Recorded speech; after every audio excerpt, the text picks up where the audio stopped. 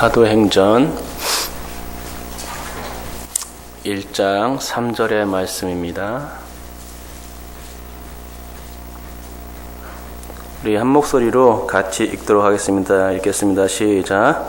그가 고난 받으신 후에 또한 그들에게 확실한 많은 증거로 친히 살아계심을 나타내사 40일 동안 그들에게 보이시며 하나님 나라의 일을 말씀하시니라.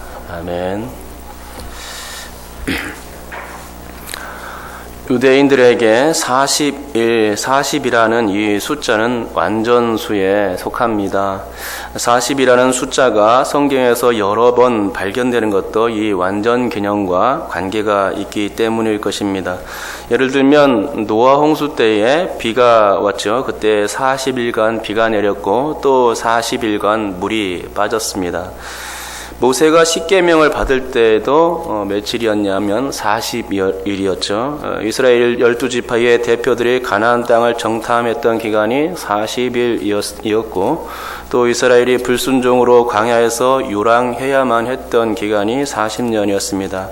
엘리야가 낭망하여 호렙산을 찾아갔던 기간이 40일이었고 신약으로 넘어가면 예수님께서 공생애를 시작하실 때 금식하신 기도 기간이 40일이었습니다. 또 오늘 본문의 내용인데 주님께서 부활하신 후 승천하시기까지의 기간이 또 40일이었음을 알게 됩니다.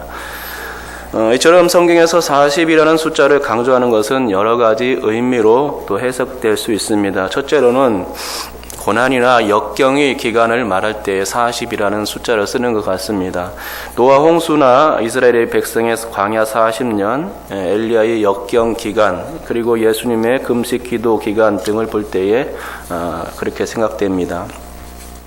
둘째로 40일이라는 숫자는 심판과 동시에 회복의 의미를 시사해 줍니다. 노아의 홍수 심판은 40일간 내려 세상이 하나님의 심판으로 멸망받아야 했지만 온 세상을 휩쓸었던 그 빗물이 세상을 덮은 채 그대로 있지 않았고 다시 40일간 서서히 물러간 것은 일종의 회복의 의미가 그 가운데 있는 것입니다. 성경 메시지의 핵심이 바로 그거죠. 죄가 들어오면 심판이 필수 불가결하지만 그 이후에는 반드시 하나님의 구원하심과 회복이 있습니다. 성경은 심판이 목적이 아니라 회복이 목적이라고 가르쳐 주는 것입니다. 오늘 본문에 나온 40일 기간은 이 승천 기간인데, 승천하기 전까지의 기간인데 이 두 가지의 의미 중에 후자에 일치한다고 봅니다. 왜냐하면 이 40일간의 기간이 구원과 회복을 위한 전주곡과 같기 때문입니다. 전주곡이란 본곡을 연주하기 위해서 본곡 전체의 뉘앙스를 담아서 음악의 초입 부분에 넣고 연주하는 도입 부분의 그런 곡입니다. 오페라나 교향곡에서는 서곡이라 부르지요. 이 서곡이라는 도입 부분이 있어야 본격적인 연주가 시작되는 겁니다. 글을 쓸 때에도 서론으로 도입을 시작해야 본론, 결론으로 자연스럽게 귀결되고 또 완성된 글을 만들어 나갈 수 있는 것 아니겠습니까? 서론이나 서주 없이 바로 본론 혹은 결론만 주어진다면 글의 취지나 음악적 의도 등을 파악하기가 어렵다는 것입니다. 이 말을 거꾸로 하면 도입부를 알아야 글쓴이의 지필 의도도 알 수 있고 작곡자의 음악적 동기도 파악할 수가 있다는 말이 되겠지요. 그러니까 전주곡은 본격적인 음악을 펼치기 앞선 작은 씨앗과 같은 것입니다. 그 씨앗이 이제 대규모의 음악으로 발전될 수가 있는 것입니다. 그러면 본문을 왜 그렇게 전주곡과 같이 보아야 하는가? 그것은 왜냐하면 사도행전 전체의 내용으로 비춰볼 때 오늘 본문의 40일이 전주곡과 같은 역할을 하기 때문입니다. 사도행전은 성령 행전으로서 성령께서 제자들 가운데 역사하셔서 하나님의 교회를 세워나가는 그런 과정입니다. 또한 사도행전은 예수 그리스도라는 복음의 기쁜 메시지를 세상에 전파하여 하나님의 나라를 확장해 가는 내용입니다. 죄 많고 사단의 얽매인 이 세상의 사람들을 성령의 역사로 말미암아 해방시키고 또 땅 끝까지 복음을 전파하는 구원과 회복의 드라마가 바로 사도행전이라는 것이죠.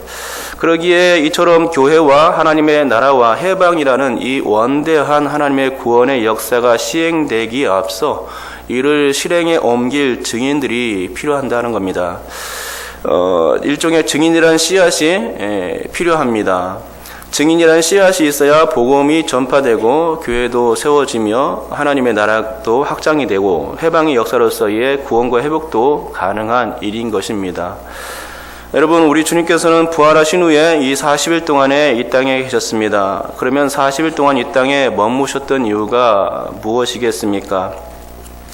크게 세 가지 정도로 정리를 해본다면 이렇습니다. 첫째는 주님께서 살아나신 것을 제자들에게 확실하게 각인시켜 주시기 위한 그런 기간이었습니다. 둘째는 하나님의 나라의 일을 말씀해 주신 기간이었고, 셋째는 이 두 가지를 바탕으로 하여서 세상에 복음을 전파하는 증인으로 제자들을 세워내시기 위해서였습니다.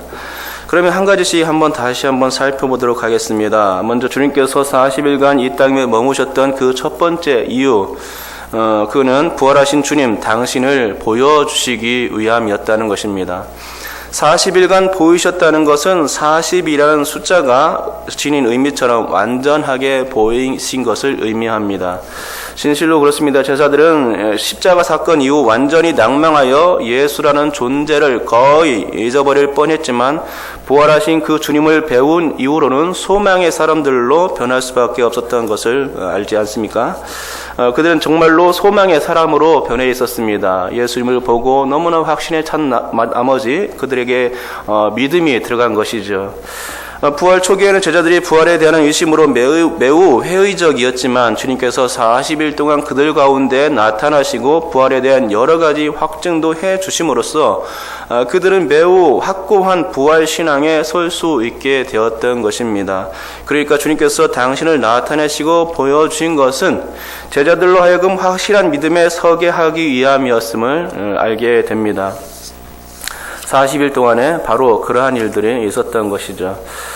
둘째로는 제자들에게 하나님 나라의 일을 말씀해 주시기 위해서였습니다. 본문에도 나오지요. 40일 동안 하나님 나라의 일을 말씀해 주시기 위해서인데, 구체적으로 이 하나님 나라의 일이 무엇을 의미하는지 이해하기는 좀 힘듭니다. 그렇지만 사도행전 전체의 내용을 통해서 추측하건대 이 하나님 나라의 일이란 세상의 교회가 세워지고 복음이 선포되며 또 전파되는 가운데 하나님의 나라가 확장되어지고 하나님의 뜻이 세상 가운데 온전히 이루어지는 구원 역사를 의미할 것으로 봅니다. 하나님 나라라는 이 말은 헬라어로 바실레이아인데 이 뜻은 하늘나라라는 어떤 장소적 개념이 아닙니다. 그게 아니라 하나님의 통치와 그 다스림을 의미하는 그런 단어입니다. 그러니까 주님께서 제자들에게 이 하나님 나라의 일을 말씀하신 것은 하나님의 통치가 어떻게 이루어질 것인가를 제자들에게 가르쳐 주신 것이 됩니다. 이에 따라 제자들은 단지 맹목적으로가 아니라 진정 하나님 나라의 일을 아는 자로서 그 복음의 방향성과 목표를 분명히 할 수 있었던 그런 기간이 되어준 것이지요. 셋째로는 이 두 가지를 바탕으로 해서 제자들을 증인으로 세우기 위함이었습니다. 제자들은 주님께서 살아나신 이 사실을 눈으로 목도했으니 목격자인 그들은 이제 주님의 부활에 대한 확실한 증거자들로 세워지게 된 것입니다. 주님의 부활을 목격자로서 체험하지 않은 많은 사람들에게 아주 생생한 목격담을 전해줄 수 있는 증인들로 설 수 있게 된 것이죠. 이게 직접 본 사람과 직접 보지 않은 사람의 차이인 것입니다. 직접 보지 않은 사람들은 간접적으로 이해하기 때문에 확실성이 덜하다는 것입니다. 사실 본문에서도 그걸 증명해주고 있습니다. 3절 중간에 있는 나타내사라는 단어인데요. 나타내사가 무엇이겠습니까? 예수님께서 제자들에게 부활하신 후 자신의 모습을 나타내신 것이죠. 나타내시라는 단어가 있는데 이 단어는 원문상으로 보면 고난이란 단어보다 나타내사가 앞선 단으로 배치되어 있다는 것입니다. 시간상으로 보면 거꾸로죠. 고난이 먼저고 나타낸 것이 다음입니다. 그런데 참 이상하죠. 본문에서는 거꾸로 배치되어 있는 겁니다. 이는 누가가 의도적으로 그렇게 기록한 겁니다. 우리 주님께서 당신의 제자들을 목격자, 증인으로 세워주시기 위해서 나타내셨음을 누가가 이처럼 강조하기 위해서 거꾸로 배치한 것이죠. 또한 나타내 보여주셨음을 뿐만 아니라 확실한 많은 증거들을 보여주셨습니다. 어떻게 해도 부인할 수 없는 그 뚜렷한 증거들을 우리 주님께서 제자들에게 보여주셨던 것입니다. 왜 그렇습니까? 그들을 증인으로 세우기 위해서였습니다. 뿐만 아니라 하나님의 일까지 가르쳐 주심으로써 제자들이 지금 해야 할 일이 무엇인지를 깨닫도록 해 주신 것입니다. 그 세상 가운데 복음 전파하는 일을 그들로 하여금 감당할 수 있도록 우리 주님께서 40일간 제자들에게 아주 공을 들이셨던 겁니다. 그 제자들에게 이 기간은 복음을 본격적으로 전파하기에 앞서 복음의 씨앗들로 만들어지는 계기였고 또 아주 충분한 기간이었던 것입니다. 복음의 서곡이라고 할까요? 이 복음의 서곡이 40일간 제자들 가운데 울려 퍼졌던 것입니다. 그래서 본격적인 연주, 복음 행전을 시작하기, 성령 행전을 시작하기 위한 전주곡이 된 것이죠. 제자들에게는 이 기간에 복음 전파를 왜 해야만 하는지 그 의미를 찾을 수 있는 아주 좋은 기간이 되어 주었다는 말입니다. 왜 예수를 증거해야 하며 왜 하나님 나라를 사람들에게 알려야 하는지 그 이유를 뚜렷하게 배울 수 있는 확실한 기간이었습니다. 또 완벽한 기간이었죠. 어떤 일을 하다 보면 개중에는 자신이 어떤 일을 하는지 왜 하는지조차 모르고 덩다리가 될 때가 있지 않습니까? 남들이 하니까 자기도 하기는 하는데 잘 모르고 따라 할 때가 간혹 있다는 것입니다. 물어보면 창피할 수 있으니까 그냥 하는 겁니다. 대표적인 예가 이런 때 있죠. 여럿이 모여 있다가 이야기를 할 때 갑자기 사람들이 웃습니다. 그러면은 그 내 대화의 맥락을 잘 이해하지 못했지만 남들이 웃으니까 나도 웃어줄 때가 있습니다. 그런데 실상은 영문도 모르고 웃는 겁니다. 웃기지 않으면 안 웃어야 하는데 괜히 웃으니까 나도 웃는 거지요. 그 이유는 내가 안 웃으면 내가 바보가 될 것 같고 그래서 나도 그 웃음의 의미에 동조한다는 뜻으로서 웃음에 동참하게 될 때가 있다는 것입니다. 여러분 그렇습니다. 혹시 우리 가운데서 복음을 전파하는 것의 진정한 의미를 모른 채 교회에서 한다고 하니까 그 의미도 모르고 뛰어드는 분이 계십니까? 교회에서 전도한다고 하니까 그 의미도 모르고 뛰어드는 분이 계십니까? 아마도 그런 분은 없을 것이라 생각합니다. 복음 전파의 의미를 확실히 알고 있기 때문에 전도해야겠다는 그런 생각을 가지고 그래서 복음 전파라는 하나님의 일에 합류하게 될 것이라 생각합니다.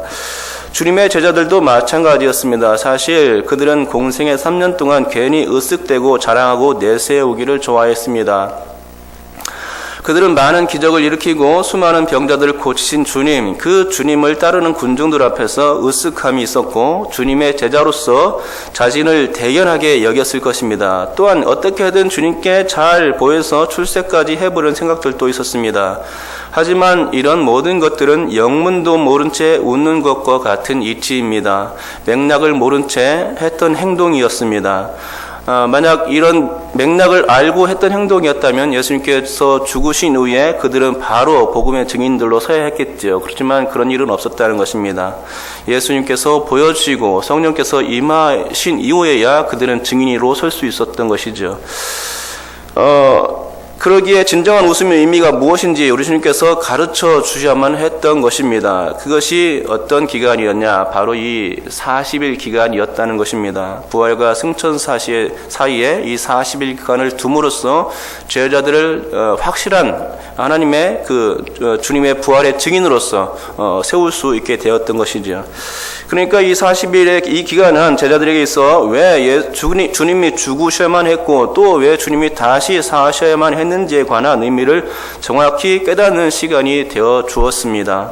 그리고 왜 그들 자신이 주님의 증인이 되어야 하는지 하나님 나라의 일꾼이 되어야 하는지를 명확히 하는 계기가 되어 주었던 것입니다. 40일은 제자들에게 있어 본격적인 곡을 연주하기에 앞선 완벽한 빵빠레가 되어 주었던 것이지요. 주님은 이렇게 하나님 나라를 위하여 헌신할 자를 세우시고 또 교회의 초석인 제자들을 40일간 예비하셨습니다. 아주 완벽하게 예비했죠. 그렇습니다. 우리는 다른 건 몰라도 주님께서 죽으시고 부활하신 이유에 대해서만큼 확실히 알아야 합니다. 그래야만 확실한 주님의 증인으로 설 수가 있겠지요. 왜 복음을 전해야 하는지, 왜 하나님 나라의 일꾼으로 서야 하는지 그 이유를 확실하게 배워 깨달아야 안다는 것입니다. 그래야만 제자로 설 수가 있겠지요. 지식적으로가 아니라 행동으로 움직일 수 있는 산 증인으로서의 알미 우리에게 있어야 한다는 것입니다. 그래야 주님을 확실하게 증거할 수 있습니다. 확신의 찬 음성으로 세상을 향하여서 나아갈 수 있는 것이죠.